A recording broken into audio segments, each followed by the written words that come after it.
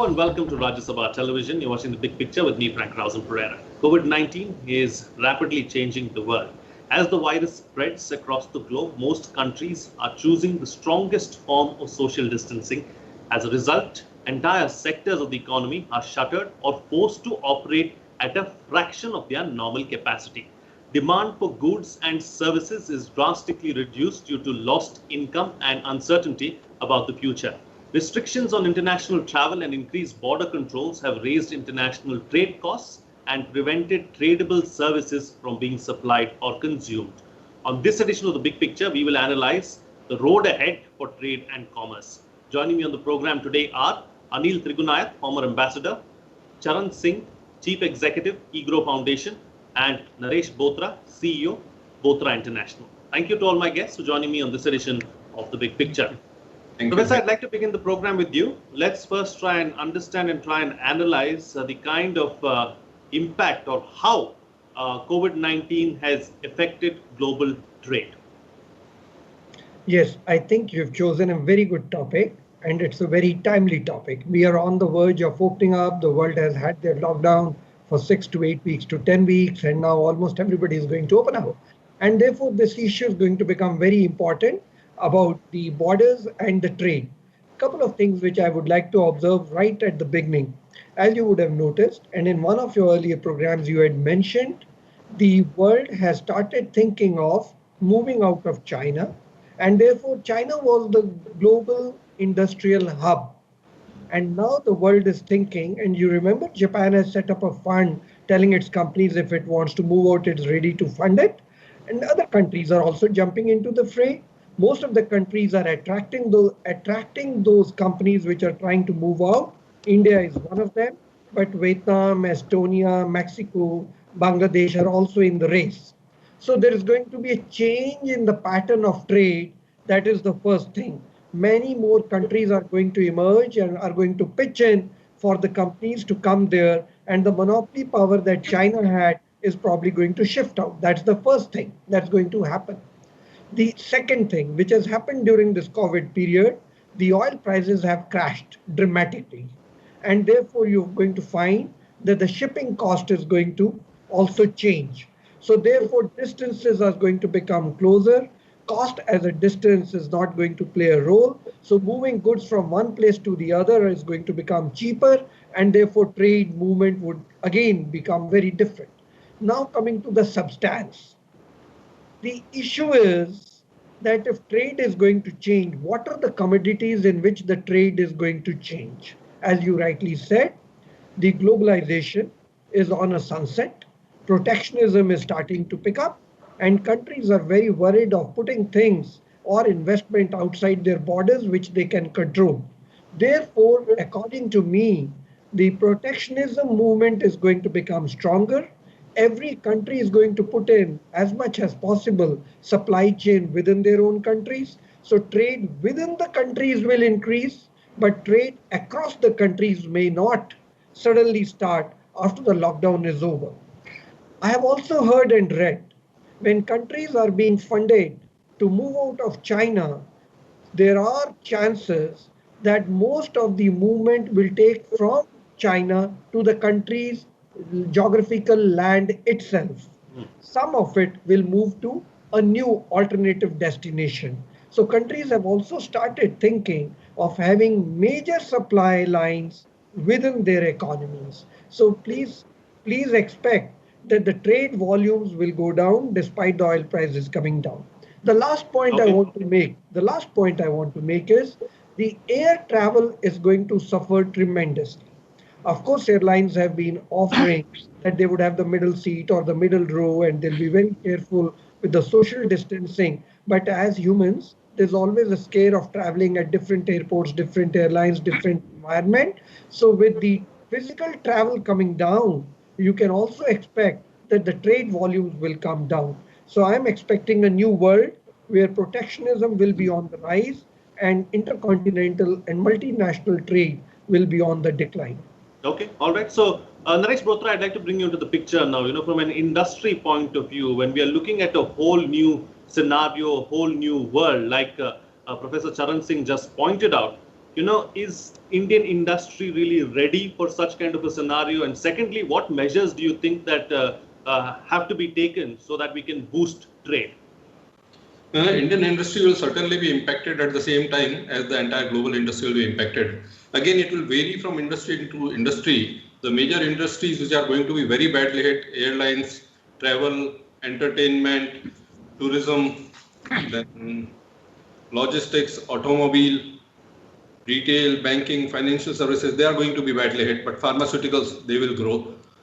Food and essentials, they will be better off. Education hopefully will continue a similar way, but the patterns will change. The pattern of education and the new formats of education will deepen, and that will be much better. Telecom and internet industry, that will grow. So it will vary from industry to industry. Exports will be one of the major hit industries, and myself being from handicrafts and furniture exports, this is one of the very badly hit industry. The reason being our major markets have been America, Germany, France, Italy, Spain, UK, and they are the worst impacted countries. So for my industry, this is the worst time. I think even if things settle down, it will take at least 2 years to resume back to a normalcy. Normalcy, which I say is like 70% or 75% of what we left in March. So that is how it is going to be. When we start after the COVID is over, probably we'll start at 20 or 25%.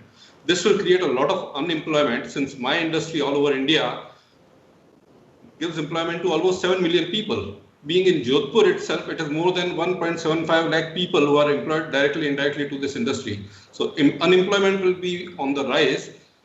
A lot of people who have migrated from states to states and they are looking forward to go back to their home states, they will not be returning for a long time. So the production and manufacturing capabilities will also be impacted, and the same scenario will impact all global communities as well at the same time. Coming to the movement of hatred against China and companies shifting to other nations, India certainly will get its share of benefit, but again, there are many better countries which are likely to do better. With KPMG and other companies, I have read a lot about different surveys.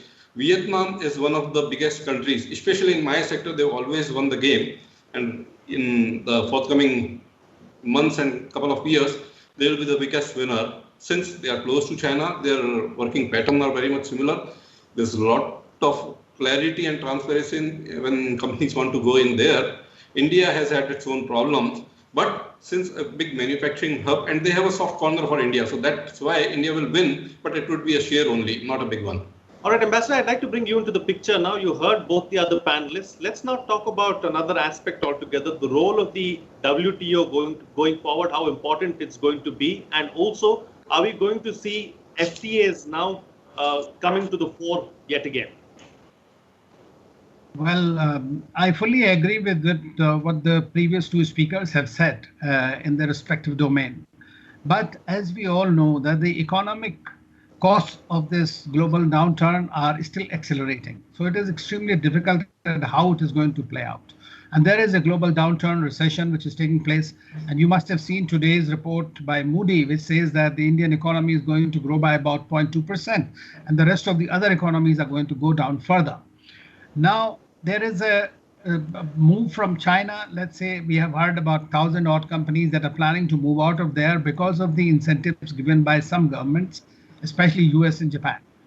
Now those incentives are essentially provided for those companies to go back. And as you know, the US has always played this ever since President Trump has come, America First policy. So they want their, and in view of the elections, forthcoming elections, they want all these companies to come back so that there is a greater employment and other things. He has recently changed the immigration laws also. So we know that that restriction, the gated globalization, as Sagheer, Charan and some others said, will become a reality. And that is what the WTO and other agencies try to deal with. But what we have seen in the past, that the World Trade Organization has really not been able to deliver enough, because one single country like the United States of America, which used to be a champion of the liberal world order, has taken to protectionist measures.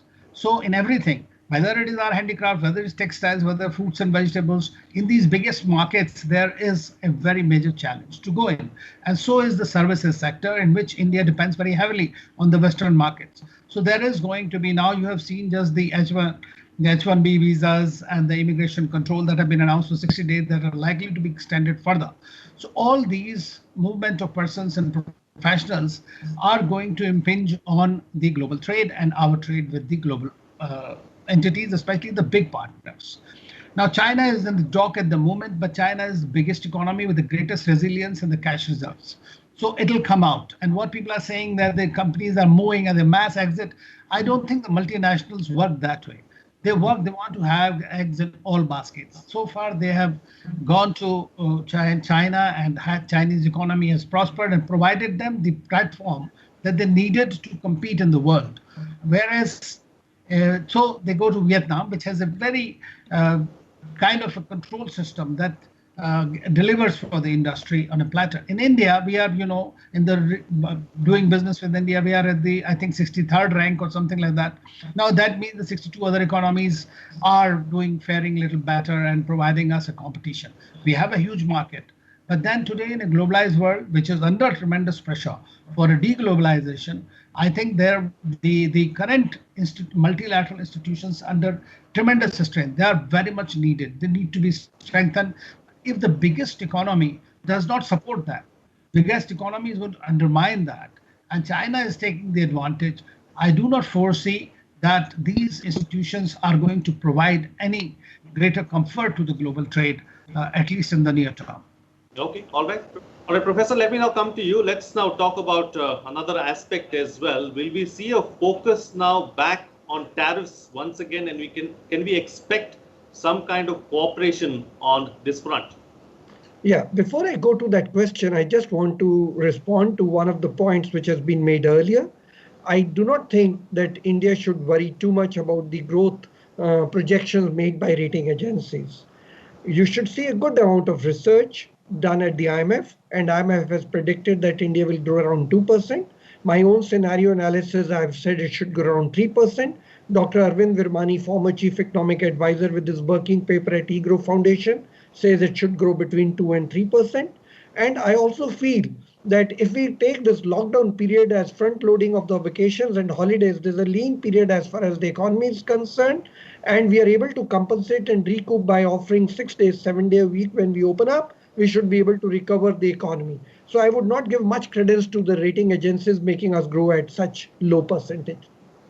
The second point which my colleague here made, Mr. Bothra, I think it's a good time we should attract multinationals into India with automation and the artificial intelligence becoming very important. Most of the jobs which have been done by manpower are going to vanish.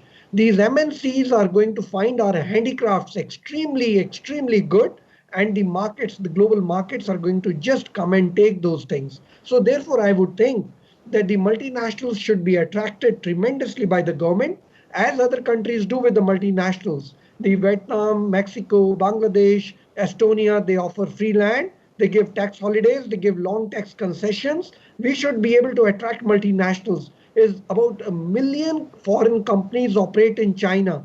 Just 1,000 moving out is not sufficient. We have virgin Northeast, we have industrial hubs like Gujarat and Maharashtra, we have beautiful areas in Bihar and Jharkhand where mines are there. So we should be able to attract in much larger number the multinationals. The question which you raised on tariffs. Now, as I understand, there is going to be, we have already seen the tariff war that started between America and China, but the whole global scenario has changed after COVID-19. Protectionism is going to increase. So my gut feeling is supply lines within the countries and trying to keep the population, local population engaged, they will have to have these barriers come up. So as part of protectionism, tariff wars, there's a possibility will increase. According to me, this is little worrisome. But if you have to look at the benefits of global trade believes in free movement of labor, free movement of goods, free movement of services, and free movement of capital. In any case, India is a destination, given its democratic values, given its friendliness, and given its skilled manpower. I think the capital, which is going to be sitting redundant in most of the times after post-COVID, will find way into India. The last point I want to make is, whenever there is unconventional monetary policy, which means easing of monetary policy, the economy is flushed with money. Where will the money go? In the last experience, also read the speeches by the Reserve Bank after the 2008 crisis. Most of the money started coming, FI money started coming into India, and the emerging country, which is very promising, which has very good regulators, which has stock markets. This is the place where money will again come in. So yes, capital will be pretty abundant in our country, and I think we are poised for it. Okay, all right. So Naresh Bothra, as far as some policies are concerned, what do you believe needs to be done? For instance, last month the government extended the foreign trade policy for another year. Is that going to be helpful really as far as our exports and our traders are concerned? What else can be done at the policy level, do you think? Yes, that is certainly a good thing that government has announced, since at this stage they could not reinvent the policy changes, and the 5-year trade policy they extended the same by 1 year has really held. We will continue with the same format that we were existing with, or where we left in March. So that will help us in the same manner.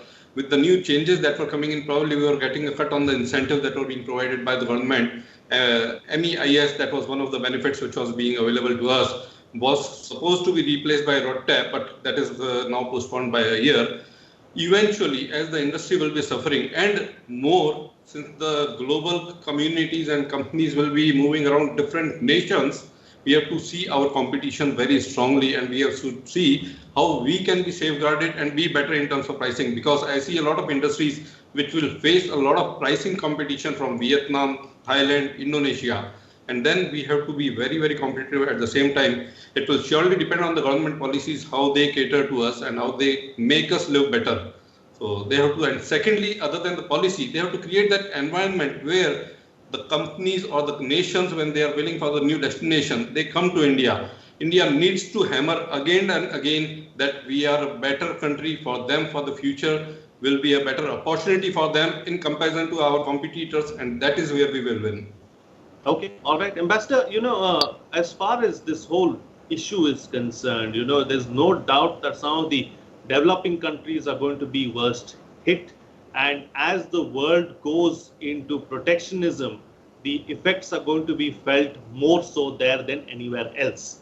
So at that, from that perspective, can the G20 countries come together and try to, put on a brave face, and what can they do to tide over this crisis? Frank, the good thing was that Prime Minister Modi, in fact, initiated his digital diplomacy first to SAARC and then to G20, trying to push for this kind of a global response, because the G20 economies are represent more than 85% of the global GDP. But let us not forget that in G20, it's like the P5. In the G20, you have China, you have US, you have all the countries that have been undermining the liberal global trading system. And so therefore, in that context, you can't see much. At the moment, everybody is worried because they are fighting against a virus. And whether it is Chinese virus or coronavirus, I mean, that is something for the US to decide. But at the same time, the whole global community is currently wanting somehow to find that critical threshold from where they can restart their economic activities. Now the tariffs have been all the markets. I mean, essentially, as you know, that as the recent announcements like it's been mentioned also, that the travel and tourism, the visas that have been put on hold. All visas have been cancelled virtually until such time that they are revived. There are immigration controls. So all these things go into the enhancing the economic activity globally. But we are seeing more and more protectionism. It is not with the COVID alone. It has been happening for quite some time. And the countries have to come together in the G20 forum, in the UN, in everywhere, whichever forum is possible, and bilaterally and multilaterally. We have to come together. Okay, time now to get closing comments on the program with the best way forward. Starting first with you, Mr. Bothra, what's the best way forward? Yeah, certainly the government has to look into the policies as to what they need to do in the future to make our economy reviving and growing. Secondly, they have to see the global companies walking into India and give them better environments and better understanding of what our country is for them for the future. Thirdly, as of now, also, I believe the Modi government has been working through different task forces, different areas and sectors as well. They've been very proactively working. I've been in touch with a lot of forums and platforms through our MPs, ministers, and a lot of people, and gladly they are doing much better. And I believe if they work a little more concentrated with a specific agenda, they'll be able to do much better for the country.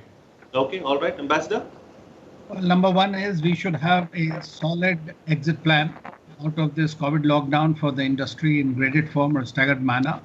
And all the incentives that the government has announced must reach quickly to the industries. Especially, we have 63 million SMEs that are going to be wiped out, and they contribute a great deal to the economy as it is. As far as the external market is concerned, I think the foreign minister has already charged all our ambassadors for opportunities in whatever field. So as soon as our economy comes on stream, we should be able to secure the markets that are available to us, and that is the job that has been assigned to all our diplomatic missions. It's going to be a difficult task as the global governance is under siege for the moment, and I think the gated globalization, as being mentioned, is in progress. So we need to work against it, so that countries like India, especially in the international domain, and to attract greater companies, we need to address the problems that we have in our economy as to why we have not been able to compete effectively. Those have to be addressed, whether it's labor reforms, whether it's financial sector reforms, or whether it's the FDI relief. All right, with that, it's a wrap on this edition of The Big Picture. But what's coming out of this discussion is that there are certain sectors that are going to be impacted far more than the others. They really need to work hard to ensure that we come out of this at some level. The government too needs to make some policy changes if it has to help our industry, is what the panelists are suggesting. And the world is going to go into a protectionist mode. And there's very limited that we can expect from the P5 and the G20. With that, it's a wrap. See you again next time.